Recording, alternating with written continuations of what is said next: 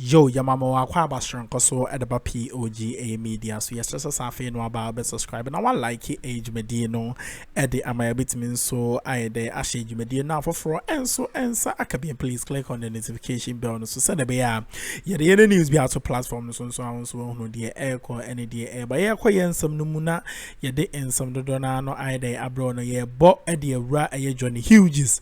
Yeah, I catch it and at the and then Napo day. Yeah, the Napo some Nkruma yede ebram na J.Hughes so edena no ato Napo nsensem ne bi Napo nsem pa ya kyese wa Napo achi ache ne arrogance in the level ayede akwa kodura kyese enye easy ene Napo ne ho aka adwam pa ya kyese ene Ghana obi atwe ne sere ne abasa ene why topic of the day ama all the media houses kyese politics is will dear him and Napo Kasano, it is very sad. So say it's here medical culture say I don't want to declare it as an arrogant speech, but so Okasati Akwame Nkruma he went fast. So young court near could see J.Hughes and Koma with the For to me thou prepares a table before me in the presence of my enemies.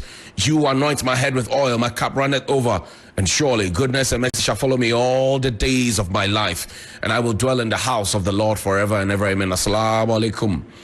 It's Wednesday. Welcome to Johnny's Bite. Quickly want to say thank you to Sona Fashions in Tamale for my outfit. Sona Fashions, they sew everything. You can reach them on 0246 590 162. That's 0246 590 162, and they deliver across the world. So it doesn't matter where you are. You can just send your measurements or send a photo. They would, look at it and then sew something nice for you. 0246 590 162.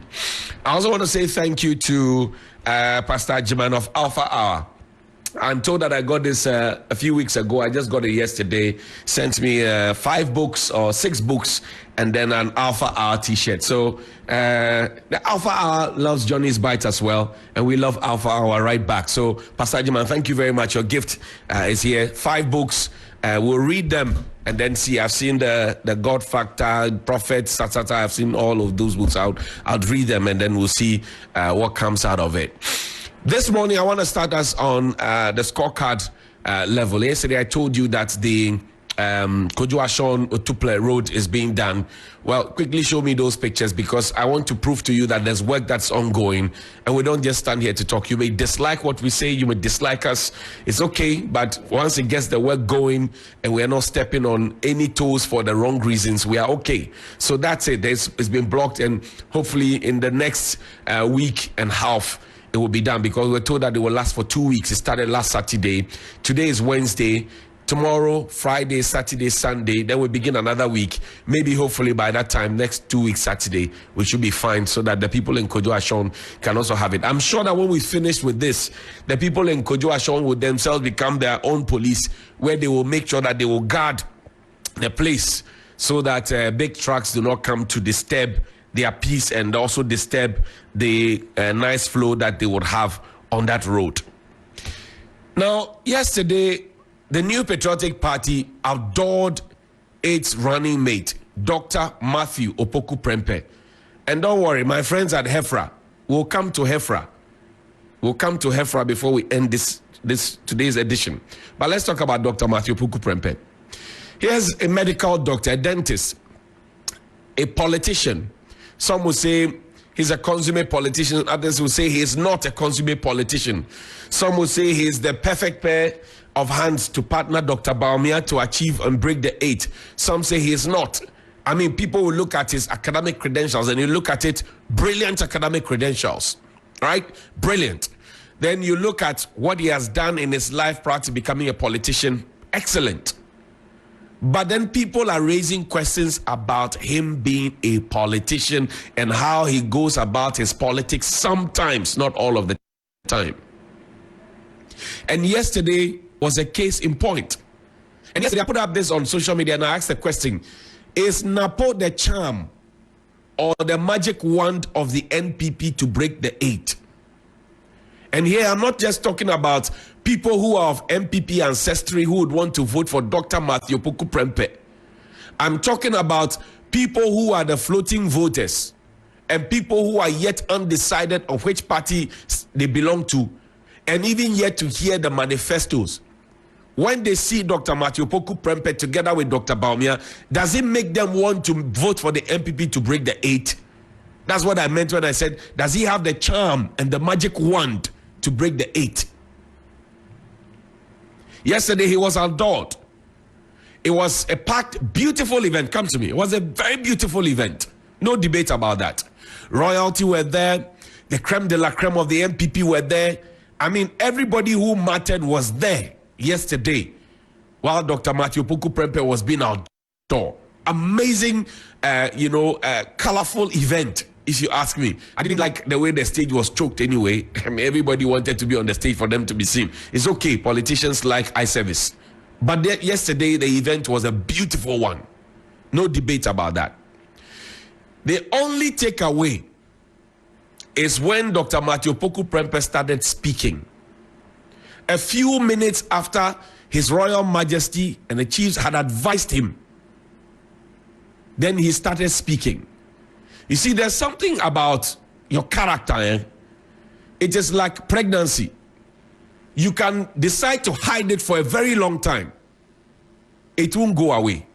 It will always find a way to come out. And I hope that what I'm saying will not be dismissed as usual, that will leave that boy. Because I've said so many things here, that if the government in power had just spent a little time to listen to me, things may not have gotten that bad. Because sometimes you speak, it takes 8 months, 1 year, before they come fixing what you spoke about, by which time the thing, it passed already, spoiled. So maybe they listen now, because you have just about 4 or 5 months to the main election. It is not out of nothing that people say Dr. Matthew Poku Prempeh is arrogant. It's not out of nothing.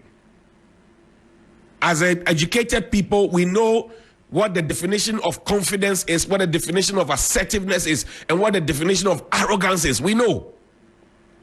So when everybody starts saying that somebody is arrogant, it doesn't lie in the mouth of one person to say you are not arrogant and that's it. No. Go back to when President Akuffo was candidate Akuffo. It took him more than 12 years to fight off the tag that had been put on him, because with the benefit of power, we have seen how he talks to chiefs with his left hand and his bodyguard with his left hand, asking them to get up to greet him. The same thing that Ghanaians feared then, which prevented them from voting for him for 3 times. He tried in 2008, it didn't work. He tried in 2012, it didn't work. It worked in 2016 after he was rebranded. The Nimufri, incorruptible, all those things were said. Even the photo you had, go back to the 2008 photo. He wasn't smiling in the photo. 2016, they made him smile. The rebranding took a very long time. Unfortunately for Dr. Matthew Poku Prempeh, he doesn't have a very long time, because it took a very long time for him to be announced. Let's listen to Dr. Matthew Poku Prempeh. Let's listen to him. Right after the chiefs advised him. Monsieur Fils 1957, Bakanya, Mofamo Kwame Nkruma no, Mofamo Obia di wa abedi mampanya, wa boga na ho ban, e de Ghana koloni, China na do dankwa Akuffo. Monsieur Fils 1957, Bakanya, Mofamo Kwame Nkruma no, Mofamo 0.7. Obia di wa abedi mampanya, wa boga na ho ban, e de Ghana koloni, China na do dankwa Akuffo. So that was Dr. Matthew Poku Prempeh, just a few minutes after the chiefs had advised him. And then, I don't speak Chi very well, but somebody explained to me in Ga and Fante. And then I said, but why would he say a thing like that? That Mo Kwame Nkruma, no, that's your Kwame Nkruma, na kanye Kwame Nkruma. That's your Kwame Nkruma. That's your so-called Kwame Nkruma. Nye Kwame Nkruma, Mo Kwame Nkruma, no. And he's a royal. He understands the weight of words and how to string words together to make beautiful sentences. So that level of disrespect slapped on Kwame Nkrumah, and it's sad. His handlers would have to look at this. You living Napo, alive and well, were outdoored yesterday at a very beautiful ceremony to partner Dr. Bawumia, and you ended up with your utterances to make a dead Kwame Nkrumah trend more than you, the living Napo, who is contesting for elections. Kwame Nkrumah, he has finished his own. Oh, give me Kwame Nkrumah's record, the factories and the things that he built.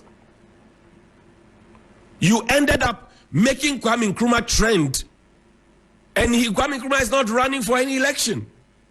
You made him trend because you wanted to massage the ego of President Akuffo. And that is what you have done to him since day one. You have massaged his ego, even trying to annex Kwame Nkrumah's accolade showboy for Nana Addo Akuffo. But it is not working because the showboy, it not be word. The showboy, it be your actions. 92.7. Stop massaging Nana Addo's ego. Maybe that will let him know that he has lost touch with the people. Look at the secondary schools. Look at the factories. Look at the industries. Look at the things that Dr. Kwame Nkrumah, just within the period that he was president from 1957 to 1966, built. And compare that to what we have been fed, to the point that you saw Dr. Kwame Nkrumah was spited, Professor Bawumia was spited, Nana Addo's own father was spited, and he didn't care because if he is getting the praise and his father gets insulted, he doesn't care. Dr. Bawumia was spited, President Rawlings was spited, President Akuffo was spited, President Atamils was spited, and President John Mahama was spited. Just to make Akuffo look good. I mean, how do you massage one man's ego to the point of even disrespecting your ancestors? Even within the NPP, you know that when it comes to achievements, President Akuffo comes nowhere close to the Venerable Akuffo. He's called the Venerable Akuffo for a reason. The gentle jack. This national ID card thing that you were talking about, who started it? The national ID card thing that you are talking about, who started it? Who bet the idea? The NHIS that you go around campaign platform talking about is who bet it? The school feeding program that you go about talking about, who bet it? Who started the whole thing? Who started it? Let's be careful, though. And you will not be the first person I've heard saying some of these things. No. I've heard so many other people say these things, trying to compare Nana Addo and trying to make him the best. And we know, put the records down. From President Nkrumah all the way down to John Dramani Mahama. President Nkrumah all the way down to John Dramani Mahama. Let's check how much was borrowed. And then let's check how much Nana Addo Akuffo with Dr. Bawumia and Dr. Matthew Poku Prempeh as a cabinet minister, how much they themselves alone within 8 years have borrowed. And what do we have to show for how much we have borrowed? Kwame Nkrumah did not impose e-levy on the people. But if you go to Tema right now, you see the harbor. If we decide to block the Tema motorway now, you see the chaos that will happen. Kwame Nkrumah. If we decide to block Kotoka right now, you see the chaos that will happen. Kotoka International Airport. There are so many of them. I don't have time to list them. If Kwame Nkrumah had not set up these things, some of your people would not have found jobs to do.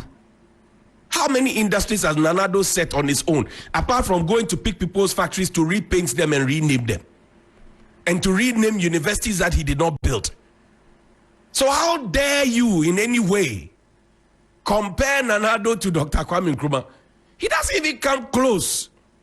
In the Fourth Republic alone, his credentials will show that he has failed. And if you want to whip up the base, that is not the best way to whip up the base. Because you cannot. Nyamisha aswashe jumedi ni bisi se me wanka ono ntra washim na onya okese jumedi bia wadi bia no ene onya okese na onka ho na Jumadian Gusua a Johnny Hughes, a Gusua, then Sembebre, the air to Jabat. Subscribe, like Jumadian, share them out for friends, and Kabian. Please click on the notification bell. This is Sunday, the news be to platform. So, also, walk no dear air core and the air, but in some Johnny Hughes to us with the same to do night there to Ja about a Napo speech now, condemning the pay Yanko, Ninkonkuti. Don't whip up the base of your party and try and disintegrate every other sector of your support base. There are floating voters who are discerning. When you get overexcited, tone down, be calming down. Yesterday I told your people, calm down, calm down. You were overexcited yesterday, obviously. 92. And I said the takeaway that you should have is that Dr. Nkruma is dead and gone. He is not standing for an election.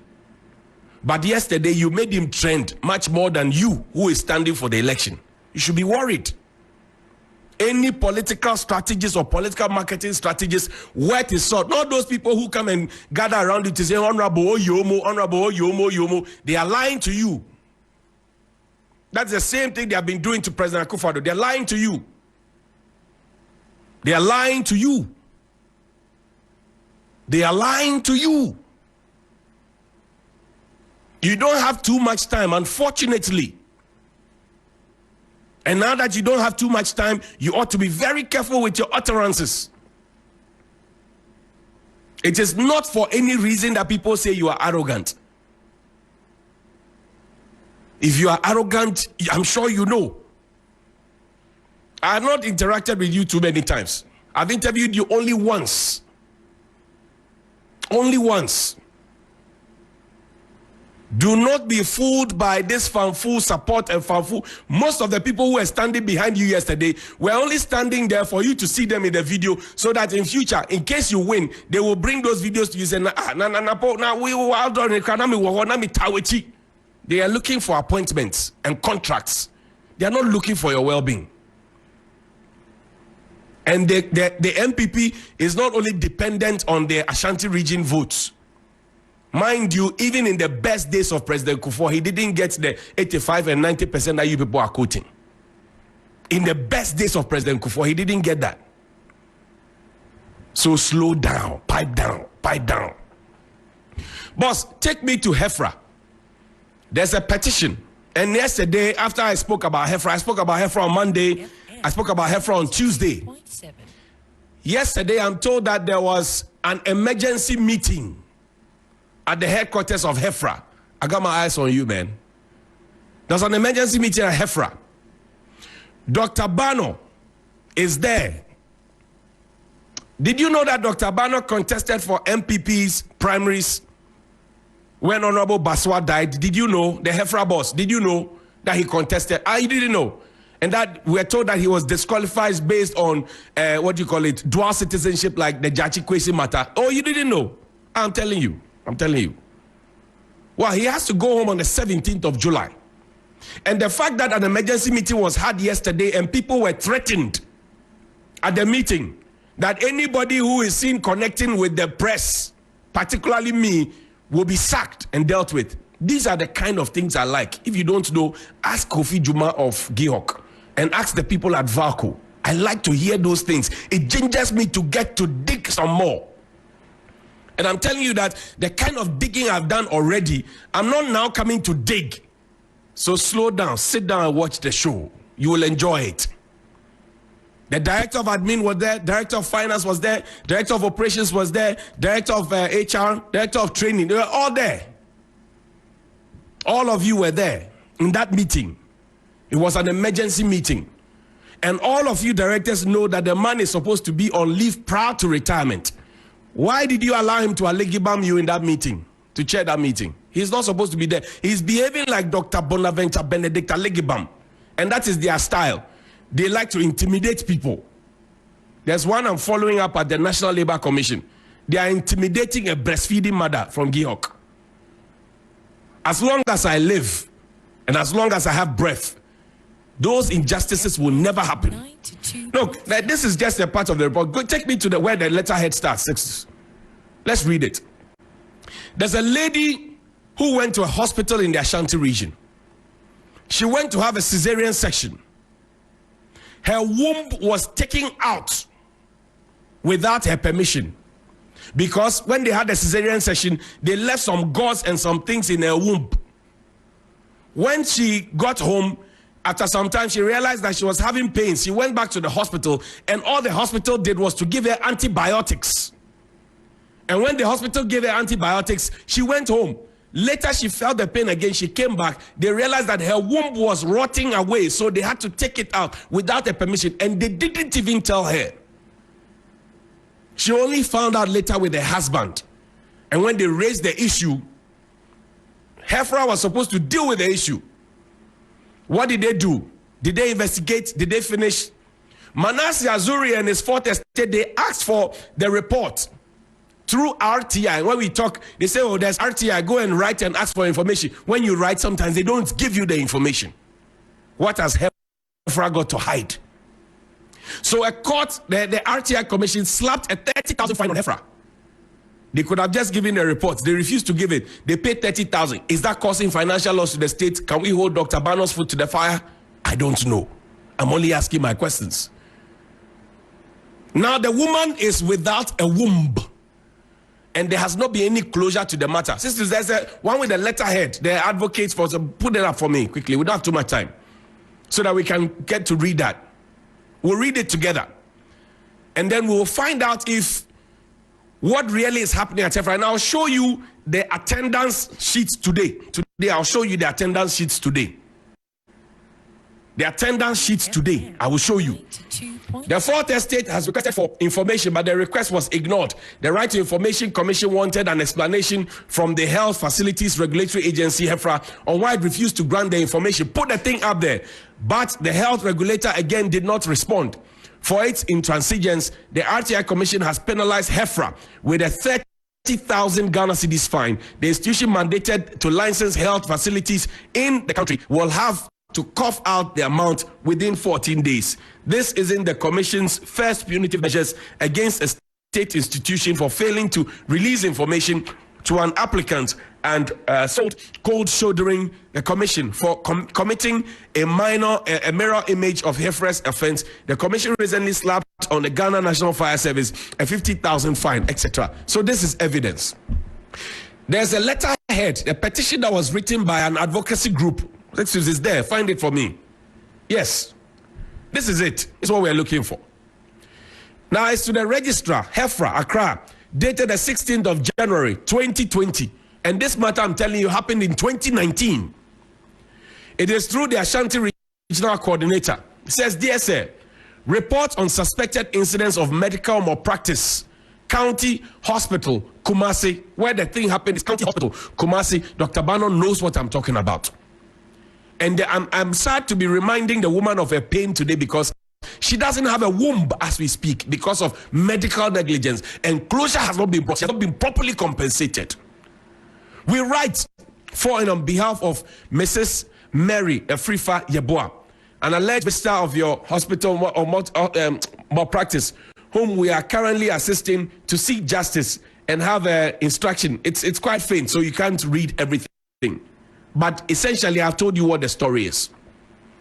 So now, if we can penalize people, and yesterday I mentioned that HeFRA is supposed to be a regulatory authority. So they are supposed to be abiding by the standards. If they are falling short of the standards, there's a problem. Now, sisters, there's an attendance list. This matter, I'll put it in the fridge. We'll come back to it. There's an attendance list.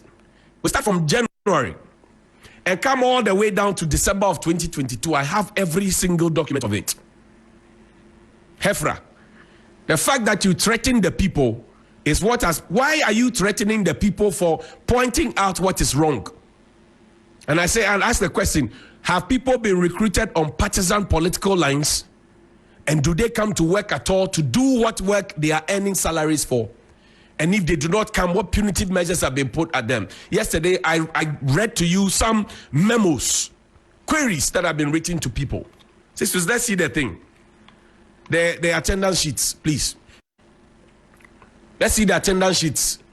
And then let's see how HeFRA now explains to us how people have sent themselves themselves from work, some up to 5 months, some up to 3 months, without explanation, without proper authorization, and yet they are paid, and nothing happens to them.